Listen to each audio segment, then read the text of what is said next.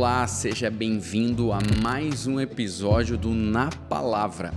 Esse mês de abril nós iniciamos um tema aqui com os jovens que é metanoia. A igreja também está falando sobre esse tema e nós queremos trazer aqui alguns pontos super importantes a respeito desse tema. Primeiro, metanoia é uma palavra grega. Por que grego, né?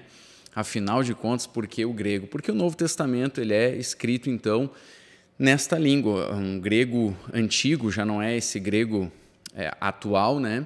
Mas a Bíblia foi escrita, então, em grego. E esta palavra, metanoia, ela é usada, por exemplo, no texto de Lucas, capítulo 5, versículo 32, quando o Senhor Jesus ele diz o seguinte, vou iniciar do verso 31, na verdade. Respondeu-lhes Jesus, os sãos não precisam de médico, e sim os doentes.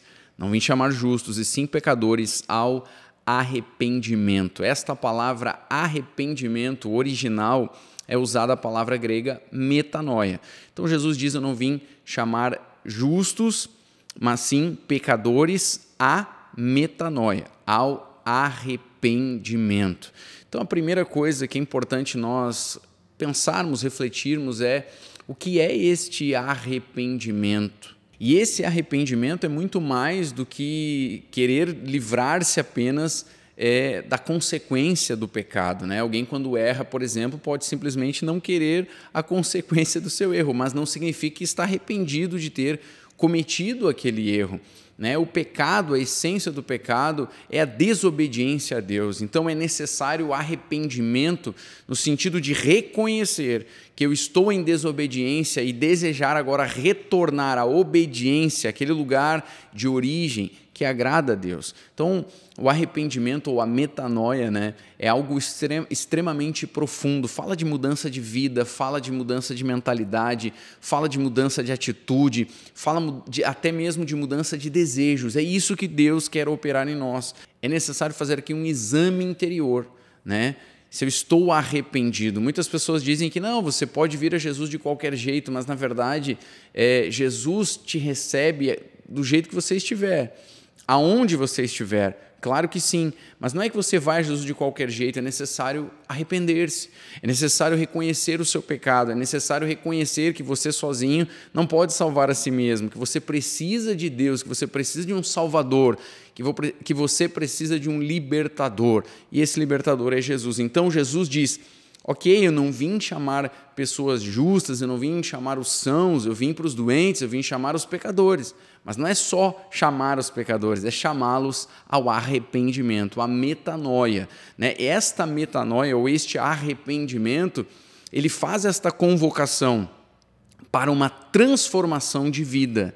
Quando nós lemos, por exemplo, Romanos, no capítulo 12, versículo 1 e 2, Paulo diz, rogo-vos, pois, irmãos, pelas misericórdias de Deus, que apresenteis o vosso corpo por sacrifício vivo, santo e agradável a Deus, que é o vosso culto racional. E não vos conformeis com este século, mas transformai-vos pela renovação da vossa mente, para que experimenteis qual seja a boa, agradável e perfeita vontade de Deus. No versículo 1, o apóstolo Paulo ele diz que nós devemos, então, nos entregar a Deus como um sacrifício vivo, santo, agradável. Ele diz, este é o vosso culto racional. Em alguns textos diz, esse é o vosso culto lógico, ou esta é a sua verdadeira forma de adorá-lo, ou este é o vosso culto espiritual. E o que Paulo está dizendo? Paulo está dizendo que é algo que nós fazemos de maneira intencional. É lógico, é racional, eu não estou fazendo isso simplesmente por fazer, eu estou fazendo isso porque eu estou entendendo que quando Jesus me chamou, sim, como um pecador ainda, eu era um pecador, todos nós somos pecadores, mas Jesus nos tira dessa condição e Ele nos chama para a metanoia, para um arrependimento. Este arrependimento faz, por consequência, uma convocação a uma transformação. Então agora o que eu estou fazendo é de forma intencional. Eu me entrego a Deus de maneira intencional, racional, espiritual. Esse é o culto a Deus. Eu entrego agora a minha vida para uma transformação. Paulo segue. Ele diz no versículo 2, não vos amoldeis com este século, mas transformai-vos. Ou seja, a palavra aqui é metamorfose. Paulo está dizendo, existe agora uma transformação na vida de um cristão, existe uma mudança na vida de um cristão. Se nós somarmos esses dois versos, versículo 1 e 2, veja bem o que Paulo está dizendo. Ele diz, não vos amoldeis, não vos conformeis, não usem a forma do mundo e da religiosidade. Por que eu estou dizendo isso? Porque no versículo 1 ele diz, esse é o vosso culto racional, ou seja, é algo que você não faz automaticamente, religiosamente. Você não simplesmente segue regras religiosas, você está fazendo algo que é o teu culto intencional, racional, lógico, por tua própria vontade e intenção em agradar a Deus. Então você não mais anda de maneira religiosa, mas você faz isso de todo o coração para agradar a Deus. Depois ele diz, não vos conformeis com este século, com este mundo, com o padrão desse sistema, desse mundo. Em Colossenses capítulo 2, verso 8, Paulo fala que nós temos que ter cuidado com os rudimentos do mundo. Muitos estão andando segundo os rudimentos do mundo e não segundo Cristo.